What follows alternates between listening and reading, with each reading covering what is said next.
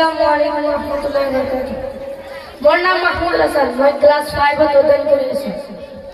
আজিৰ বিদায় সভাৰ সভাপতি মহোদয় আৰু এইখন বিদ্যালয়ৰ অধ্যক্ষ মহোদয় নুৰুল ইছলাম চৌধুৰী সাহেব আৰু ছাৰ বাইদেউসকল আৰু মোৰ সন্মুখৰ ফালে বহি থকা সৰু ভাই ভনীসকল, আজি আইকটা উচ্চতৰ বিদ্যালয়ৰ এজন আদৰ্শবান শিক্ষক সুজন ভেন্সি স্যারের বিদায় হয়েছে।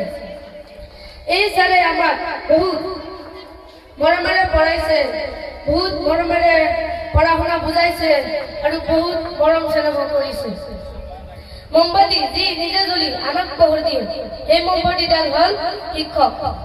সেই শিক্ষকক নিজেৰ গাৰ ছালেৰে জোতা বনাই দিলেও সেই শিক্ষকৰ ঋণ কেতিয়াও পৰিশোধ নহব, আৰু লাখ লাখ কোটি কোটি পইচা দিও সেই শিক্ষকৰ ঋণ কেতিয়াও পৰিশোধ নহব।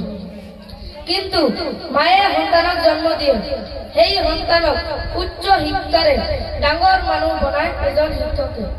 যদি দুনিয়াত শিক্ষক নাথাকে কোনো মাকৰ সন্তানে ডাঙৰ মানুহ হ'ব নোৱাৰে। স্যাৰ, আপুনি মোক আশীৰ্বাদ দিয়ক যে মই ডাঙৰ মানুহ হৈ আপনাৰ সন্মুখত থিয় হব পাৰিম। স্যাৰ, মোৰ কিবা ভুল হলে আপোনাৰ নিজৰ ল'ৰা ভাবি মোক ক্ষমা কৰিব। ধন্যবাদ।